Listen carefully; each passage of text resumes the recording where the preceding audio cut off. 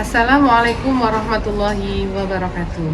Saya Siti Latifatul K, salah satu mahasiswa PPG dalam jabatan batch 1 tahun 2025 pada LPTK UIN Sultan Toha Saifuddin Jambi. Hari ini, Rabu tanggal 14 Mei 2025, saya akan melaksanakan praktek mengajar pada kelas 11 dengan materi Syariat, Tarekat, Hakikat, dan Ma'rifat sebagai salah satu syarat untuk memenuhi uji kinerja. Bagaimana prosesnya? Mari kita saksikan. Wassalamualaikum warahmatullahi wabarakatuh.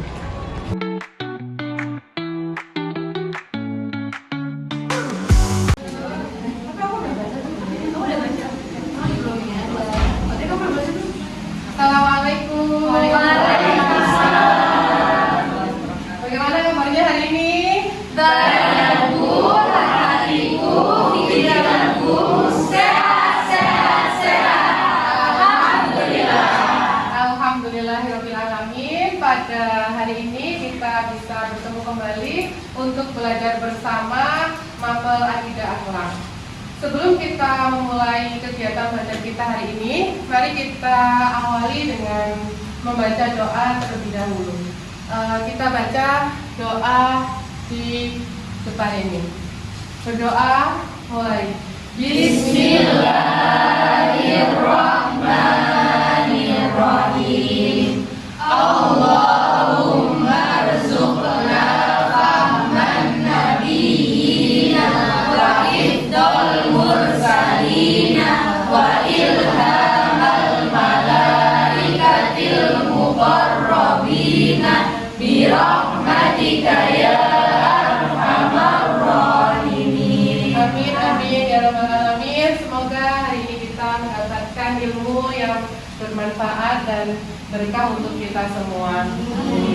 Anak-anak, apakah ada yang tidak masuk hari ini? Ada. Aisyah absen 8. Ya, Ustaz. Aisyah kenapa? Sakit. Oh, sakit ya. Terus siapa lagi yang tidak masuk? Si Hafiz sama si Adnan Bu. Hafiz kenapa? Sakit, Hafiz sakit, Adnan izin keluar kota. izin keluar kota. Oke, ada lagi? Saya Talia. Absen berapa? Saya absen 20. Absen 30. Oke, baik anak-anakku. Kemarin kita sudah belajar tentang apa? Tentang kematian ya. Kematian itu ada berapa macam kemarin? Kematian itu ada 2 macam. Yang pertama, kematian husnul khotimah dan kematian Nah, bagaimana sih upaya biar kita itu bisa meninggal dalam keadaan husnul khotimah? menyibukkan diri dengan beribadah, Menyibukkan diri dengan ibadah. Terus apa lagi? menghindari diri dari maksiat-maksiat. Menghindari diri dari maksiat-maksiat. Nah, hari ini kita akan melanjutkan materi tentang syariat, tarekat, hakikat, dan ma'rifat. Apakah kalian pernah mendengar tentang istilah tentang syariat, tarekat, hakikat, dan ma'rifat? Siapa yang pernah mendengar? Coba angkat tangan. Saya Bu, saya Iya. pernah dengar di YouTube Bu. Oh, Ya. pernah dengar di YouTube ya? Di pengajian ya? Oke, siapa lagi? Kita pernah baca di buku-buku. Pernah baca di buku tentang syariat, tarekat, hakikat, dan ma'rifat. Baik. Kemudian apa yang terlintas di benak kalian tentang syariat? Apa itu syariat ya? Ketika mendengar syariat itu apa sih? Dasar-dasar aturan-aturan, ajaran-ajaran agama, aturan-aturannya Allah, larangan-larangannya Allah, perintah-perintahnya Allah. Oke. Kalau tarekat, Jalan-jalan. metode jalan, terus apa lagi? Aliran-aliran. Oke. Kalau hakikat, hakikat itu makna yang sebenarnya, makna yang mendalam dari apa yang kita lakukan, ibadah yang kita lakukan. Kemudian makrifat itu apa? Kalau mendengar makrifat itu yang terlintas di pikiran, puncak tertinggi dari spiritual seorang hamba gitu ya. Bagaimana seorang hamba itu bisa mencapai puncak tertinggi dari spiritualnya gitu ya. Kalau seorang hamba tidak mencapai puncak spiritual, maka apa yang terjadi? Baik, selanjutnya untuk apa kita mempelajari materi syariat, tarekat, hakikat dan makrifat hari ini? Yang pertama adalah tujuan pembelajaran kita hari ini adalah yang pertama kita akan mengidentifikasi pengertian, kedudukan dan fungsi dari syariat, tarekat, hakikat dan makrifat. Yang kedua kita akan menganalisis fungsi dari keempat hal itu. Dan yang terakhir, yang keempat, kita akan menyusun rekomendasi bagaimana kita bisa meningkatkan kualitas spiritual kita melalui syariat, tarekat, hakikat dan makrifat, sehingga kita nanti bisa kembali kepada Allah, kembali kepada Yang Maha Kuasa dengan hati yang selamat. Gitu ya. Kita akan saksikan, ini ada video. Dengar?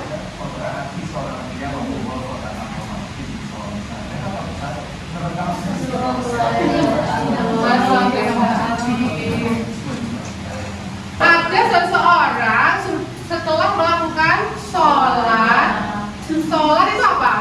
Perintah Allah, ibadah. Setelah sholat dia melakukan mencuri. Nah, dia melakukan perintah terus melakukan larangan. Nah, kenapa hal itu bisa dilakukan? Nah, seorang tadi, siapa namanya tadi, nggak ada namanya ya? Ya, pria tadi yang melakukan tindak pidana tersebut, pencurian itu, dia sudah melaksanakan perintah Allah, berarti dia sudah pada tahapan syariat. Tapi dia tidak bisa melihat Allah atau merasa dilihat Allah. Jadi makrifat tingkatan tertinggi, ihsan, ya, ihsan itu dimensi ajaran Nabi itu kan kemarin ada 3 ya?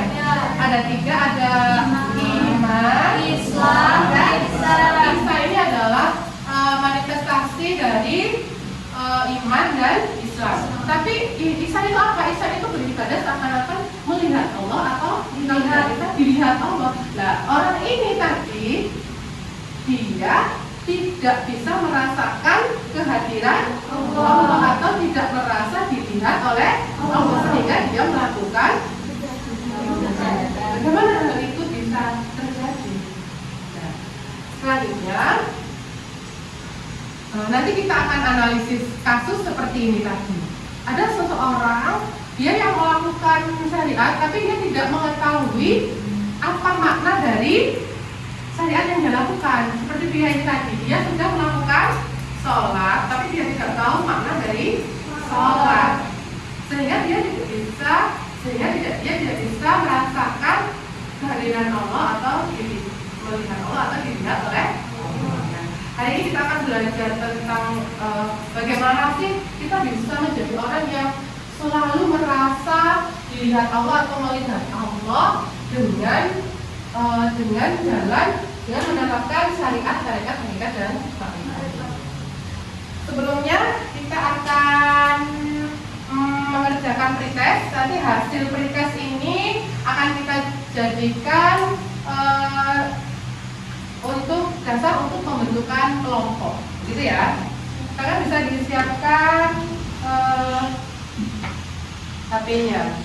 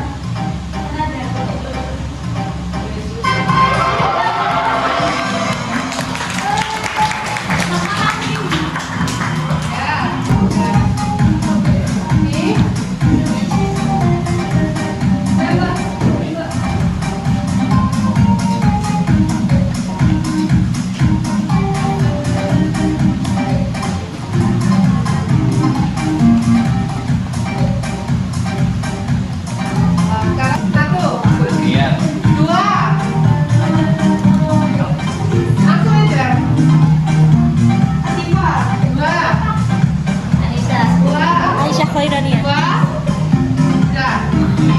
Ya, 3. Dalam hitungan 10 detik semuanya sudah membentuk di kelompoknya masing-masing. 9, bacanya dibentuk ya. 9, 8, 7,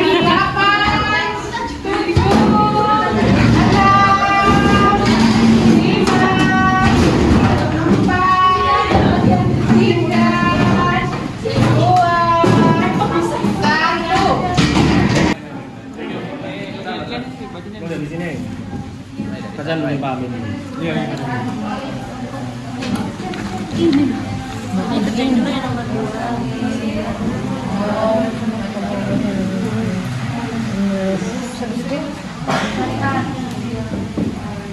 Syariatnya Ali itu berarti menjaga wajib itu syariat kan? Misalkan Ali tentang sholat dan lain-lain. Kemudian di sini yang termasuk syariat itu apa, yang tarikat itu apa, yang hakikat dan makrifat. Cara itu menjaga ibadah. Ditulis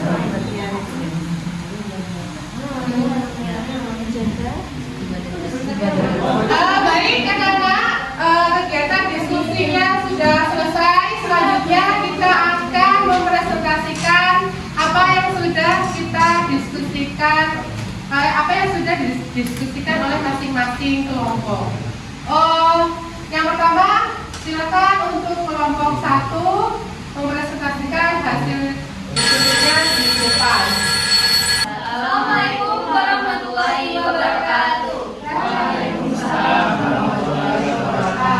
Terima kasih Saudara Rifa dan juga teman-teman semuanya untuk kesempatannya. Kami dari kelompok 1 Akidah Akhlak hari ini akan mempresentasikan mengenai hasil diskusi kami terkait dengan materi syariat, tarikat, hakikat dan makrifat. Baik, mungkin dari sebelumnya kita kasih tahu dulu ke kalian soal kira-kira kita dapat studi kasus apa dan penyelesaiannya bagaimana. Silakan nanti. Jadi di sini kita ada studi kasus tentang seorang mahasiswa bernama Ali. Jadi Ali ini adalah seorang mahasiswa yang aktif dan berkegiatan organisasi di kampus. Ia selalu menjaga ibadah wajib dan sunnah serta berusaha berlaku jujur dan adil dalam setiap tindakannya. Namun ia merasa ada kekosongan batin meskipun telah menjalankan semua kewajiban agama. Ali kemudian bergabung. Nah, dari studi kasus yang dibacakan oleh Adin terdapat 4 aspeknya, yaitu syariat, tarekat, hakikat, dan makrifat. Yang pertama di aspek syariat, fungsi dalam kasus Ali itu yaitu yang pertama adalah Ali menjaga ibadah wajib dan sunnahnya. Terus Mungkin sekian tuntas dari kelompok kami. Semoga apa yang kami berikan hari ini bisa bermanfaat untuk teman-teman semuanya, dan apabila ada kritik, saran, dan masukan bisa disampaikan. Terima kasih. Oke, beri tepuk tangan untuk kelompok 1 masing-masing. Baik, selanjutnya kita simak penjelasan atau presentasi dari kelompok terakhir, yaitu kelompok 4. Untuk kelompok 4 dipersilakan ke depan. Akidah Akhlak di sini mempresentasikan tugas mengenai aspek syariat, tarikat, hakikat dan makrifat sesuai tugas yang sudah diberikan. Yang pertama, sebagai seorang muslim kita memiliki 4 tingkatan, yakni yang pertama sebagai seorang muslim tingkatan pertamanya adalah syariat, lalu naik ke tingkatan kedua tarekat, tingkatan ketiga hakikat, dan yang terakhir tingkat paling tinggi adalah makrifat.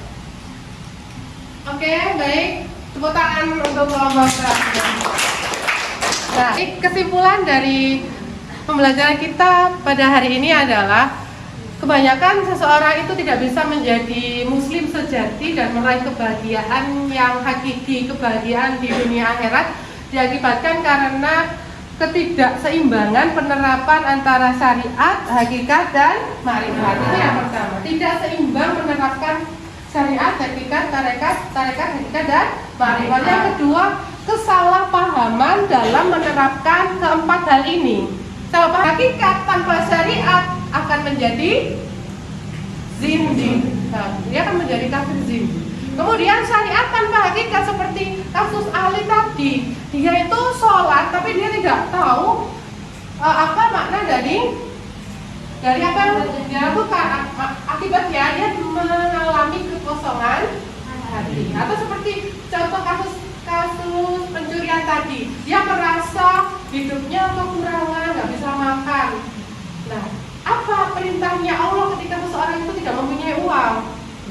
Padahal Allah membuat aturan itu tujuan utamanya adalah membuat semua umat manusia merasa bahagia. Tidak hanya bahagia di dunia, melainkan bahagia di dunia dan akhirat dengan cara menjadi manusia muslim yang solih, solihah di dunia dan akhirat. Sehingga nanti kita juga bisa meninggal dalam keadaan husnul khotimah. Baik anak-anakku, kegiatan presentasi sudah selesai. Sekarang yang terakhir kita akan melaksanakan tes formatif dengan menggunakan quizzes. Silakan tesnya ini dikerjakan sendiri-sendiri, individu tanpa berdiskusi dengan temannya.